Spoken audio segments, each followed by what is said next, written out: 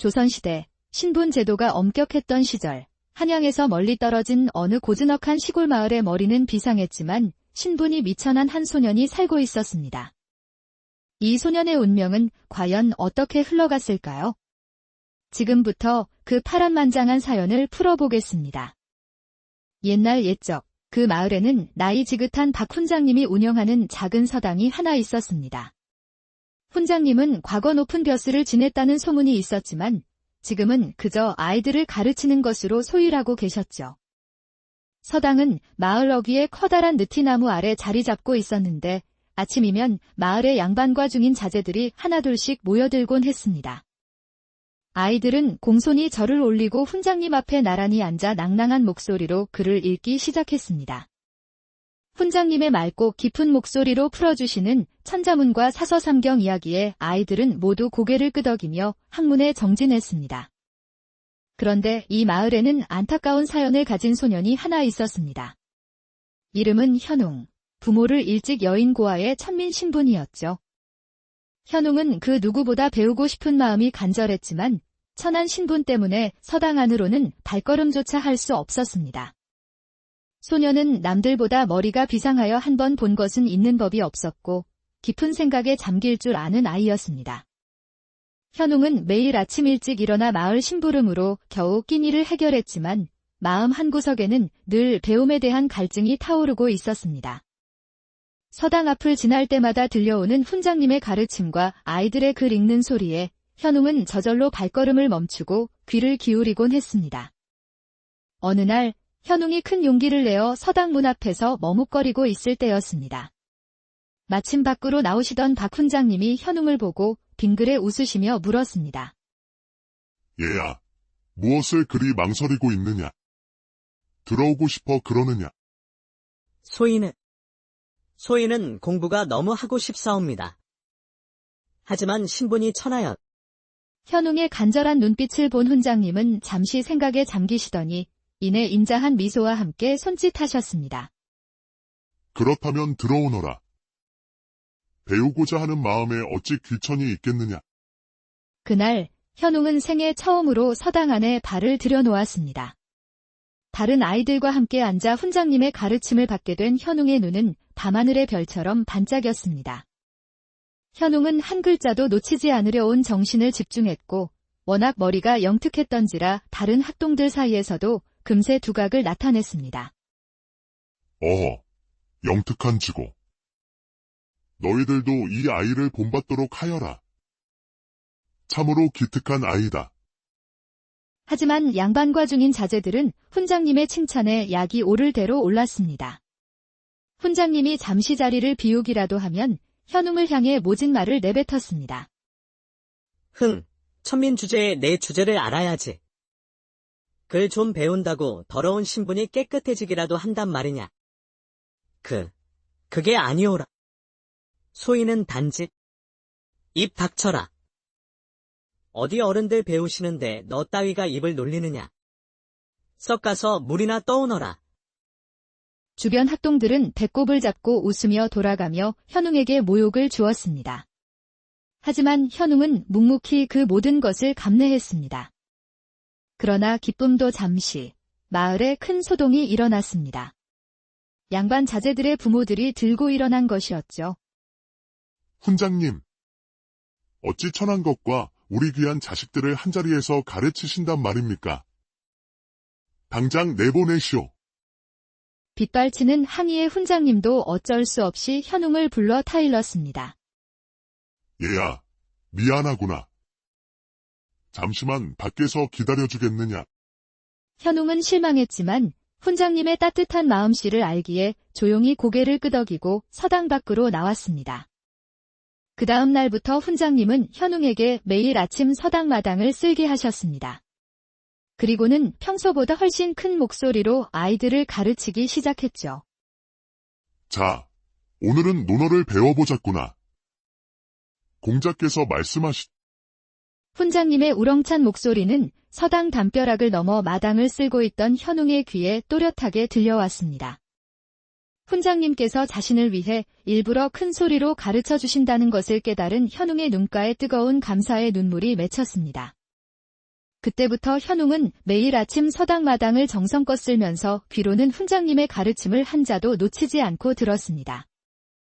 비가 오는 날에는 처마 밑에서, 눈이 오는 날에는 담장 옆에서 묵묵히 자리를 지켰습니다. 배움이 끝나면 마당에서 주워온 나뭇가지로 땅바닥에 글자를 써가며 그날 배운 것을 밤늦도록 복습했습니다. 그렇게 몇 해가 흐른 어느 가을날 아침이었습니다. 마당에서 낙엽을 쓸던 현웅은 멀리서 다가오는 말발굽 소리를 들었습니다. 고개를 들어보니 비단 도포를 입은 한 귀인이 말을 타고 서당으로 다가오고 있었습니다. 나그네는 서당 앞에서 말에서 내리더니 훈장님을 향해 큰 절을 올리며 말했습니다. 스승님, 제자 김진혁이 문안드리러 왔습니다. 마을 사람들은 깜짝 놀랐습니다. 한양에서 높은 판서 벼슬을 하는 김진혁 대감이 바로 박 훈장님의 제자였던 것입니다. 오, 김판서가 아닌가. 어서 오게. 먼 길 오느라 고생했네. 스승님. 덕분에 잘 지내고 있습니다. 오랜만에 뵙습니다. 그날도 어김없이 수업은 시작되었고 현웅은 마당을 쓸며 훈장님의 가르침에 귀를 기울였습니다. 그날은 맹자의 가르침을 배우는 날이었죠.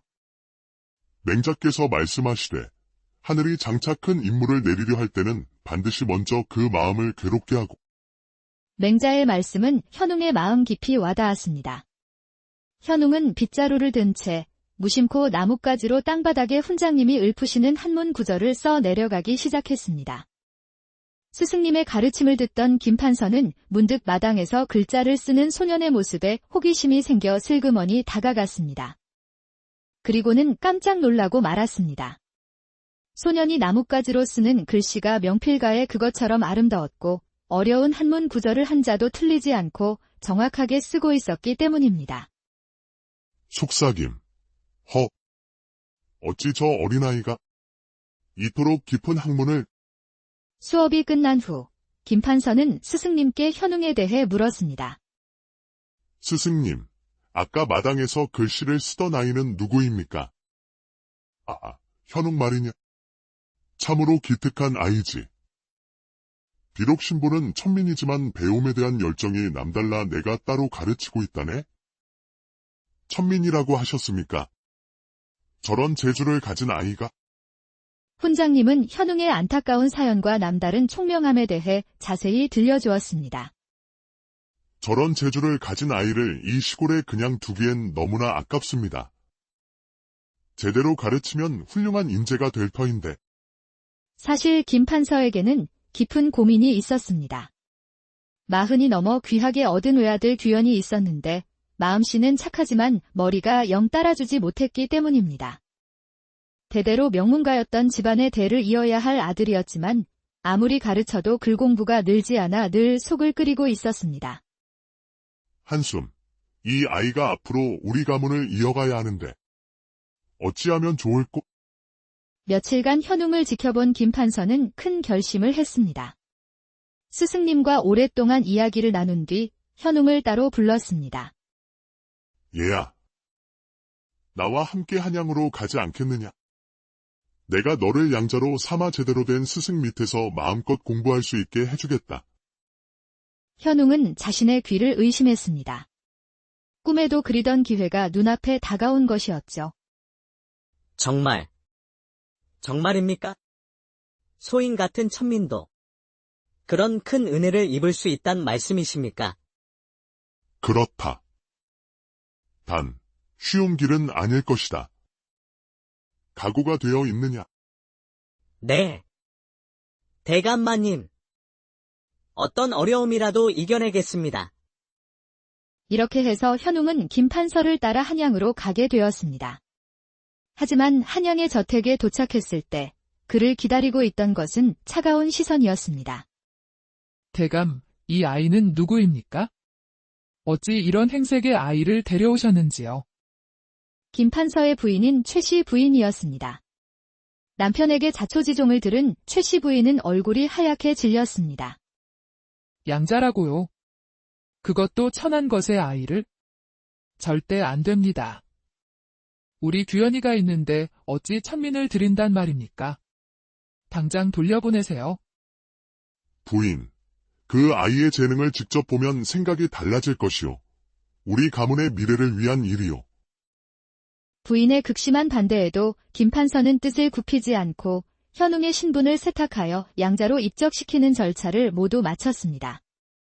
현웅은 훌륭한 스승들 밑에서 무서운 속도로 학문을 익혔습니다. 스승들은 모두 현웅의 천재성에 혀를 내둘렀죠. 대감, 이 아이는 하늘이 내린 인재입니다.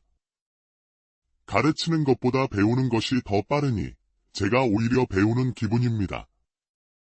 하지만 최 씨 부인의 마음은 얼음장처럼 차가웠습니다. 남편이 없을 때마다 현웅을 불러 모질게 구박하고 매질까지 했습니다. 이 천한 것.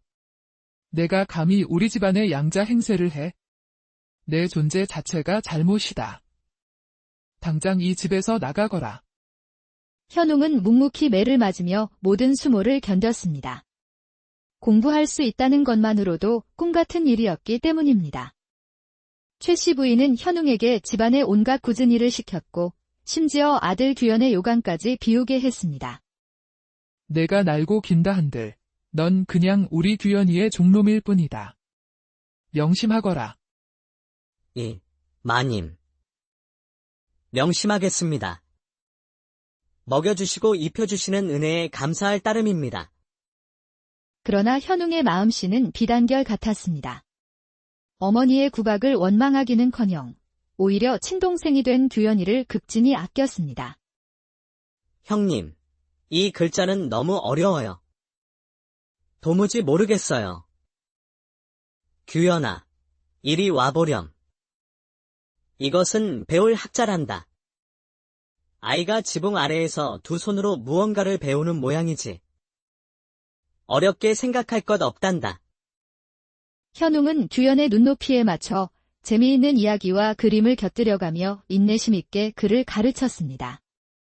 현웅의 따뜻한 가르침 덕분에 다른 스승들 앞에서는 주눅만 들던 규현이도 조금씩 글자를 외우기 시작했습니다. 형님 덕분이에요. 형님이 아니었다면 저는 평생 글자 하나 제대로 못 읽었을 거예요. 두 형제는 누가 봐도 둘도 없는 형제처럼 우애가 깊어졌고 규현이는 현웅을 진심으로 따르고 좋아했습니다. 최 씨 부인은 이런 두 아이의 모습을 멀리서 지켜보며 조금씩 마음이 흔들리기 시작했습니다. 그렇게 구박해도 원망 한마디 없이 오히려 자신의 부족한 아들을 친동생처럼 아끼고 가르치는 현웅의 모습에 복잡한 마음이 들었죠. 어느 날 최 씨 부인은 부엌에서 생선을 굽다가 문득 현웅 생각이 났습니다. 망설임 끝에 조기 한 마리를 더 구워 현웅의 방으로 가져갔습니다. 현웅아.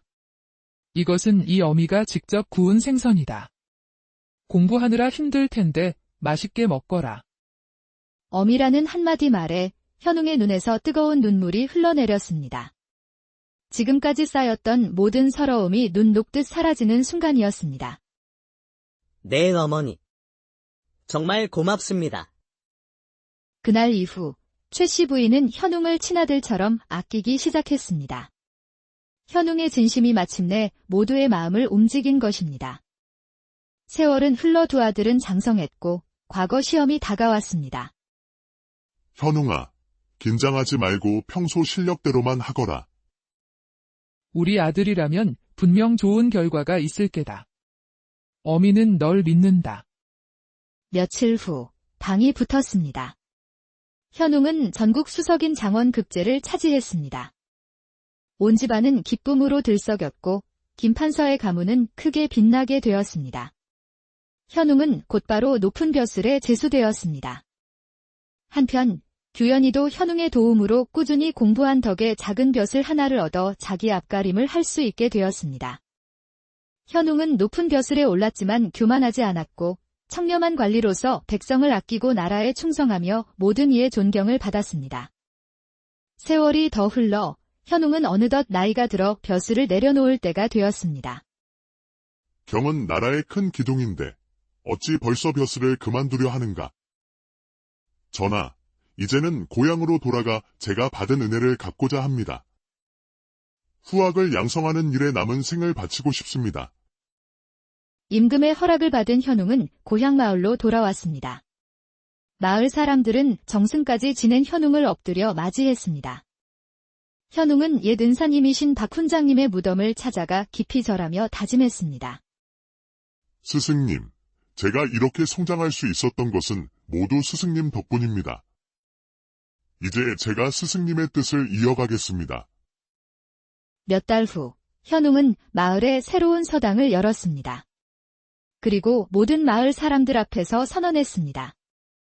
이 서당은 배움에 있어 신분의 귀천을 따지지 않는 서당입니다. 배우고자 하는 마음만 있다면 양반이든 천민이든 누구든 환영입니다. 현웅의 명성 덕에 양반 자제들은 물론 천민 아이들까지 서당에 모여 함께 공부하게 되었습니다. 현웅은 모든 아이들을 똑같이 사랑으로 가르쳤고 각자의 재능에 맞는 길을 찾아주었습니다. 공부는 단순히 벼슬을 위한 것이 아니다. 어떤 일을 하든 배움이 있으면 더 나은 삶을 살 수 있느니라. 현웅의 가르침 덕분에 마을의 아이들은 훌륭하게 성장했고 마을 전체가 활기와 희망으로 가득 차게 되었습니다. 이 이야기는 신분의 벽을 뛰어넘은 한 인간의 위대한 성장과 자신이 받은 은혜를 세상에 되돌려준 아름다운 삶에 대한 이야기입니다. 현웅의 삶은 우리에게 진정한 배움의 의미와 사람의 진심이 가진 힘이 얼마나 위대한지를 가르칩니다.